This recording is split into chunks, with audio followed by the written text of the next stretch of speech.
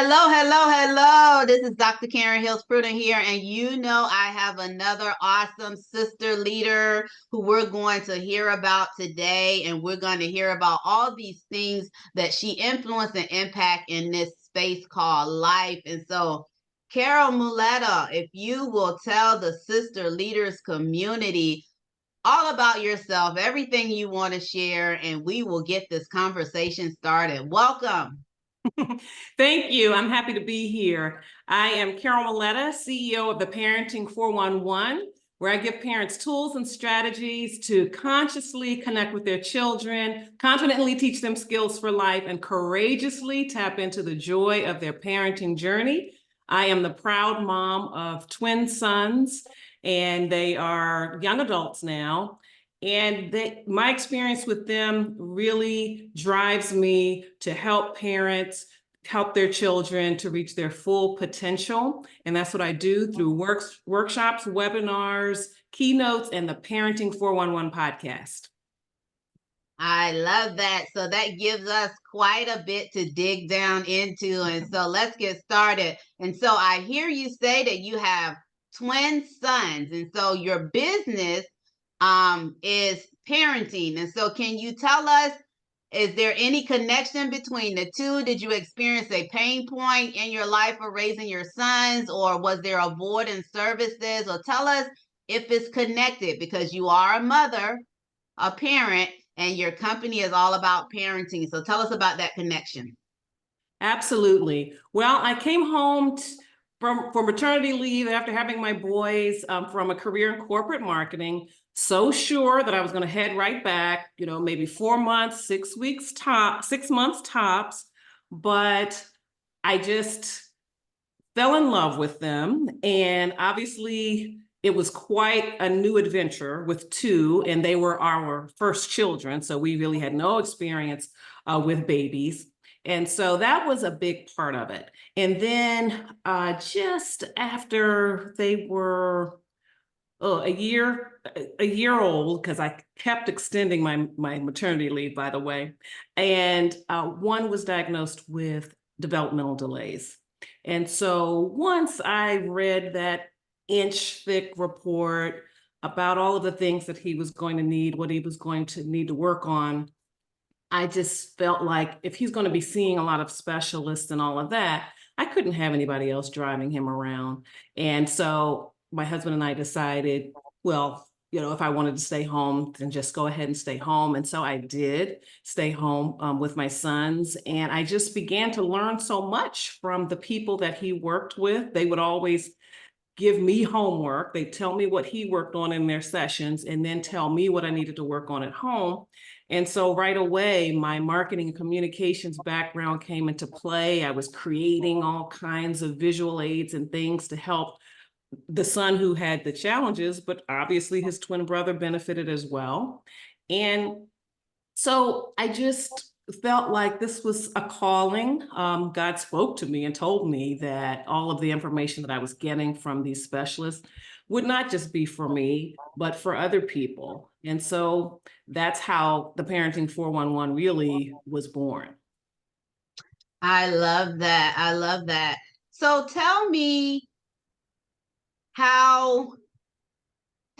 business. So I understand how the concept, or how Parenting 411 was born in terms of concept, but when did you determine I'm going to formalize this as a business per se? And then is it all parents that you help? Is it all children that you help, or is it a certain segment of the children population that you help? Yes. So what happened for me was that I was going to all of these classes and doing so much reading just to learn about parenting in general, and as well as how to meet my son's specific needs. And God did literally tell me in a dream that this is what I was going to be doing.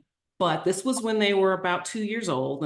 And he said very clearly, but get them into kindergarten first.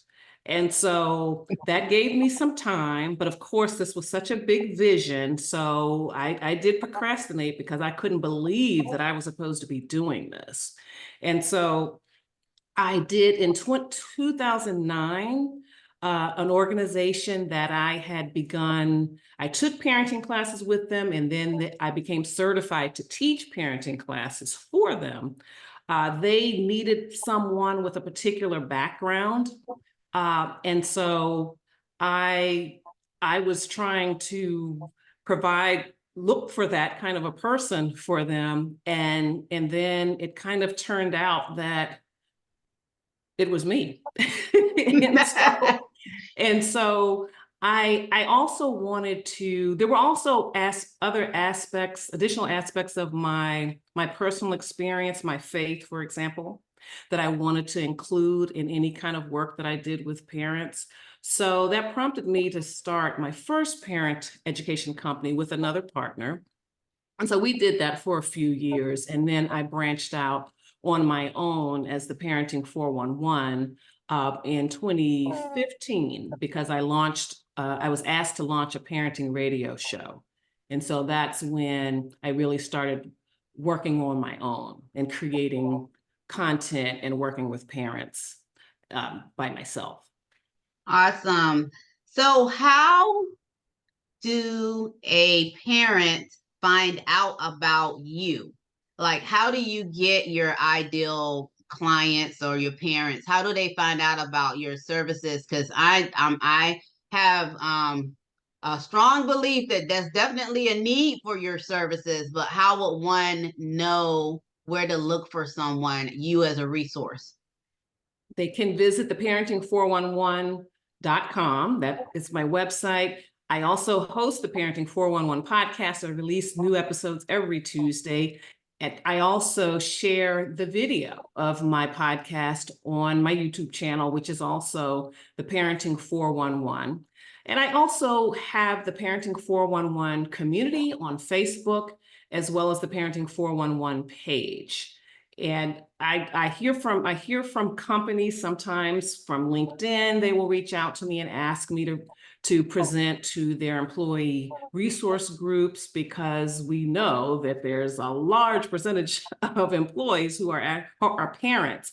And so employers who are interested in the whole life of their employees, and really recognize that it's not just that they come to work, they have other things they do outside of work. They have other relationships that they need to care for and nurture. Then these companies want to provide something to support their employees in their in their life outside of work. And so I've done that for several major companies, and also community organizations, churches also reach out to me as well. I love that. So for a parent who is interested in finding out what resources you have, who may be limited financially, is this something that is covered by insurance? Or what type of is this something that's covered by our regular insurance, or would it be out of pocket? It would be out of pocket, because this is not therapy. This is parent education. So it's workshops and classes and webinars and things like that. And so I do periodically offer free workshops and webinars. And then I also have programs that I offer at a lower cost, just really for everyone, to make it accessible, because I do want to reach as many people as possible so that they can really be on the course to really provide their children with the life skills that they need, to not feel overwhelmed by daily challenges, whether it's in career or if it's at home, because they're trying to manage their children's behavior, their children are pushing back and all of that. And what happens when they're overwhelmed with that, they don't get to really enjoy the journey. And parenthood really is a journey that you can enjoy and should enjoy, because I tell you, it's over in an instant. So, I mean, in terms of the hands-on part, I should say. And so Absolutely. I think it's important to lean into those experiences and recognize that just as your child is learning and growing and developing, you're learning and you're growing too. I totally agree. So for what is the earliest age that you would work with a parent to address their child's needs? And is there a cutoff age? Because we know a parent-child relationship is infinite. So what is that? What is that span?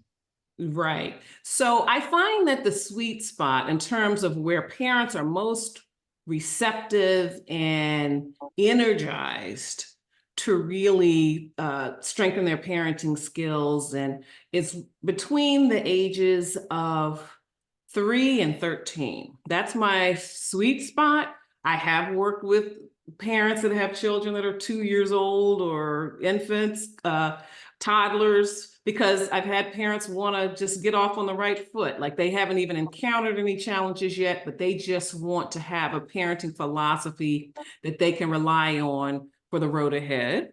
And then obviously I've had parents that are in the throes of, say, the teachable twos or middle school madness.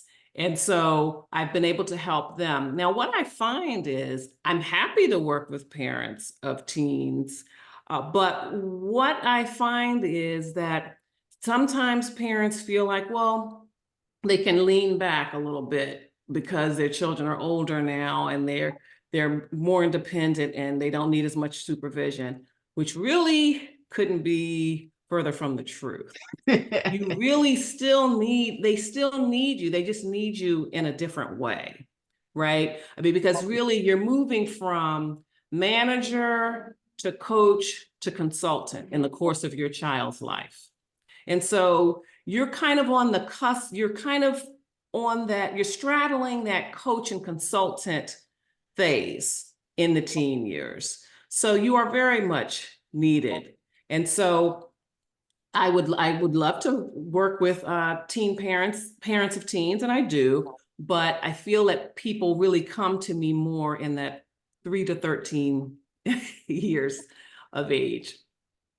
I love that progression from manager to coach to consultant. I've never heard it said that way, but as soon as you said it, I was like, oh, I can see that. I can see that as your child gets older, it is a difference in how you communicate with them, what it is that you want them to take away from that communication. Because even the coach and consultant, I would imagine that, you've laid the foundation about the do's and don'ts and how to make the right decision. You want them to have some degree of where they can make decisions on their own, preferably those based off of the foundation that you've already established so that it will be the right decision. But then you will also help them if the decision that they choose to make is not one and then maybe has some type of detrimental impact. It doesn't have to be super serious, but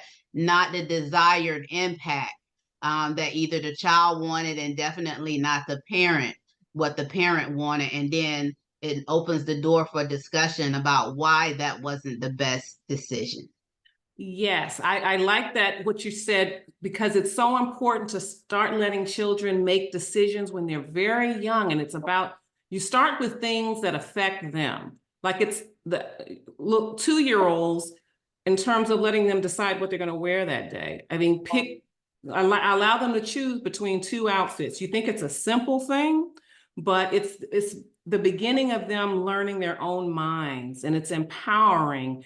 And you'll also find that if you can give them some choices about some low stakes matters, they may push back less on those other things where they don't have a choice, when they have to do things exactly the way mom and dad say.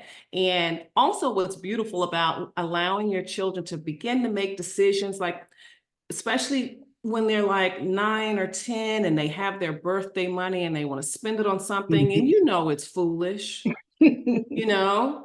but it's not a lot of money, so let them find out, because you Oh, don't want yes. them doing that when they're 23 in college and then maybe getting themselves in a tough situation. Absolutely. Man, when you said spend birthday money, I had a flashback to a situation with me and my oldest daughter. I think she was maybe 14, and I can't remember whether it was Christmas money or birthday money, but it was her money. And she was trying to hold on to her money for something that she wanted and asked me to pay for it. And I said, well, no, you have X amount of dollars. Why don't you spend your money on that? That is extra. You have the money. And she said to me, but mom, when I spend my money is gone. And I said to her, sweetie, when I spend my money on you, it is gone. Right. Same thing, it doesn't like magically replenish, but for some Mhm. reason she wanted to hold on to her money, but she recognized if she spent it on that it wasn't gonna come back, that it was indeed gone. And so I like that. I like that. And I use that little one exchange of a conversation against her for the rest of her life. I bring it up because I just find it humorous. Uh-huh. It's comical now that we both understand, but she was really serious at the point that she said that. So totally understand. I wanted to kind of touch into when a parent is working with you and they are maybe going through some growing pains or challenges with their children, and at what point, because you had mentioned about not being therapy, not being Mhm. at what point, what are those things that you would refer, that maybe you would partner with, maybe to refer someone to a therapist that a parent may go through? Because I think sometimes we think it's just part of the growing pains, when we probably need to tap in another expert to assist us with some of those teenage years where it doesn't seem like they're going to get off the hamster wheel with what they're doing. Right. So, for example, if there were some other areas of their life where they're not attentive, like say, for example, if it looked like there was an attention deficit, uh, hyperactive disorder kind of thing, ADHD, uh, there's certainly some parenting is going to help, but they need to get some guidance. Also, if there's chronic depression or anxiety or those kinds of things that might need some attention. Like it's not just temper tantrum. It's not just because they didn't get their way. It's just kind of this overall affect that the child seems to have, then that's when I absolutely would recommend that they see a psychologist or a psychiatrist or a behavior specialist that could help with executive functioning or something like that. And then after they have that addressed, whether it's medication or whether it's just another type of regimen, sometimes it can also be nutrition, those kinds of things that affect your behavior and affect your digestion. They have something called leaky gut, where if your body is having to work so hard just to perform a basic function of dealing with the food that's being taken in, then it doesn't have the energy for regulating behavior or for focusing in school and things like that. So that's when I would do that. And then, of course, once they have had that particular intervention or regimen established, then we can talk about parenting and helping them to develop the proper habits for their behavior, and also taking into account that they do have this particular condition. So how can you help your child be successful and develop good habits and develop good routines that they can continue with on their own to manage their own lives? Oh, that is good. I like that. That is good. I do have, as we kind of wrap things up, I do have one question, which I think I know the answer, but I'm going to ask it anyway. So, are there any particular behaviors when you're dealing with children, that some behaviors are more inherent to boy children versus girl children? Because I've heard people say that girls are more difficult than boys and boys are easier than girls. And I think I know the answer to this, but since you're the expert and that's not my lane of brilliance, that's your lane of brilliance.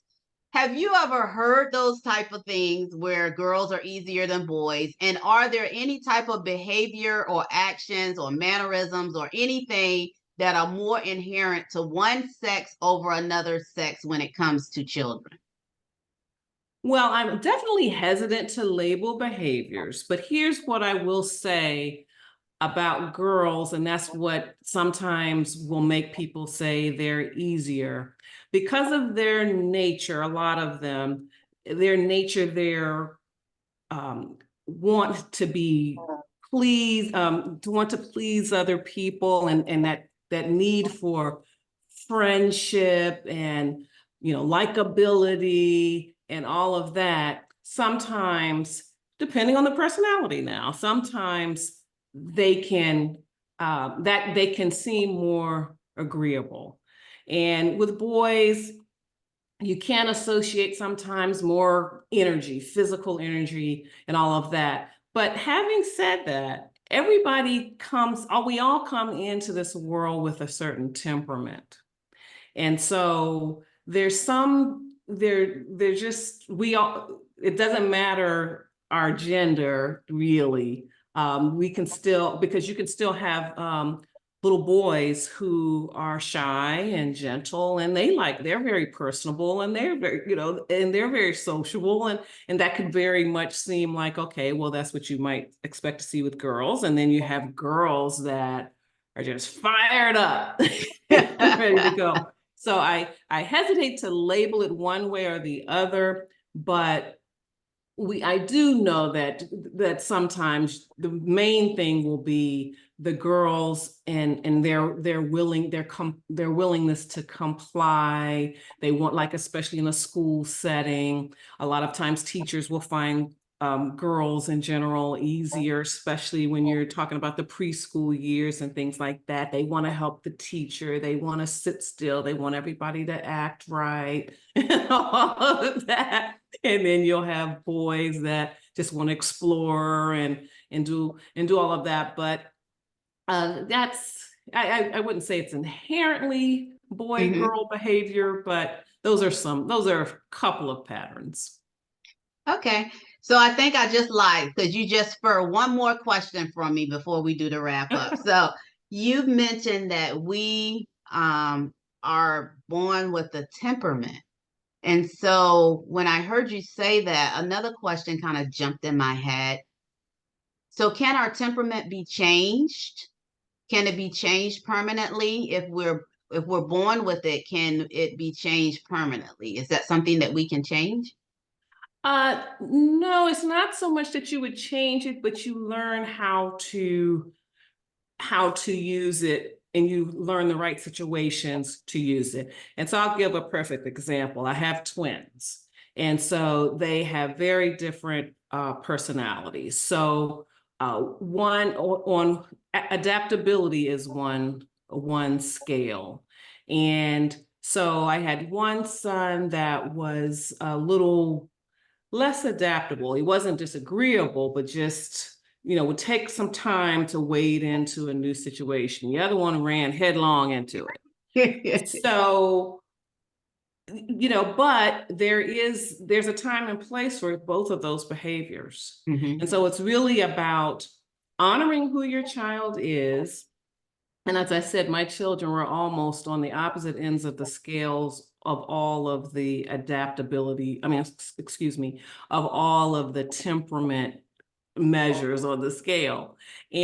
But it's really about teaching them how to use it. So, my one son that just was all over the place and liked to be loud and I said, listen, here's a situation where I definitely want you to do that. Exactly what you're doing right now. Now's not the right time, but listen. And he was all ears, like, when am I going to be able to do it? And so I said, when we're out when we go shopping together, I want you to stay with me, but if you ever get separated from me and someone approaches you, a stranger approaches you and tries to take you, do that thing. That's what I want you to do.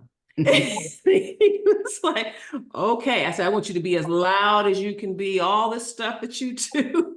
This is what I want you to do. And then my other son was very quiet and observant. And of course, I had to help him to understand that you've got to come out. You've got to, when you're in school, you've got to speak up and participate in class and all of that, and try to make friends, things like that, within his comfort level. However, being observant, sitting back and taking in the situation, what's going on, man, I loved that when they were teenagers, right?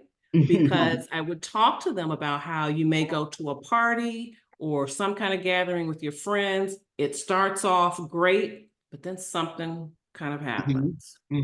And you might need to leave, or you might need to call us to pick you up or whatever. And so his observation skills were so fine-tuned that when they were teens, a lot of times they would say, oh, is your son going to be there? Like when they were trying to decide whether they were going to let their child go. Oh, okay. Like, is he going to be there? Is he coming? Because they know that he would be on it. He'd be like checking things out. So that is awesome. And I love that analogy. I love that example that you use, and how you redirected, your first son as to when it would be appropriate to exert his energy or, be more energetic per se. Love that.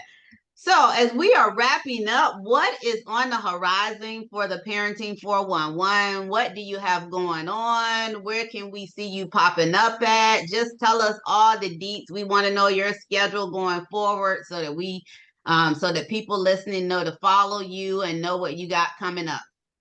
All right. Well, every Tuesday, I want you to head on over to Apple Podcast or your favorite podcast platform to catch the Parenting 411 podcast. Next, if you would like to catch an episode that you missed or just check out some previous episodes, head on over to YouTube and you can actually see the video. That's the Parenting 411 channel as well.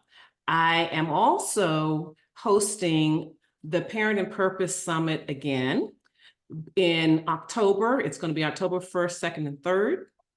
It's a virtual summit. You'll be hearing more about that soon. You can, again, keep up with me at the Parenting 411 on all social media platforms, and you'll see that coming and see how you can sign up for that. But I can't wait for that. That's going to be 15 speakers that are going to talk about a variety of topics that I know are on your mind, whether it's parenting in the digital age, it's back to school, how to be successful in school, how to connect with your children, how to manage challenging behavior, those kinds of things. You're going to want to be in the house for the Parent and Purpose Summit. And also, head on over again to the parenting411.com and you can learn about books that I've written as well. And drop me a line if you have a parenting challenge and you'd like to maybe work with me. I have the exploration program, the revelation, and the transformation coaching packages to really help you to dial in to your children's needs and create a parenting philosophy that's going to work for you and your family. I love it. So I just want to make sure that we highlight again the URL is the parenting411.com. Yes, the parenting411.com. Mm-hmm. Okay, great. And so we will, and of course, we'll have all of your bio information attached to this podcast right up as well. And so I love it. This has been very informative for someone who is, yeah, my kids are adults. So I'm actually a grandmother and a great grandmother of one. Can you believe that? No. Great grandmother of one. And so it have been fun just watching my grandchildren and even my great grandchild. Now that my life is calmer, when I was a young mother, young wife, life was like but now that my life is calmer, I really can enjoy, and it's a privilege. You know, children are a privilege. And I can watch them for long periods of time, just watch them being kids. Um, it's Yeah. something to be said about that inquisitiveness and that innocentness, and then in some cases even that courage to do certain things, and it's like, oh, I can't believe you stood on that like that, and no fear, no fear. Right. That's And so, yeah, exciting stuff. And so, this concludes this episode of the Sister Leaders podcast. And of course, we release a new Sister Leader weekly, and I am excited. Make sure you look up the parenting411.com and look at all the wonderful things that Carol is doing. I am Dr. Karen Hills Pruden, and this concludes this episode of the Sister Leaders podcast. Bye. thank you.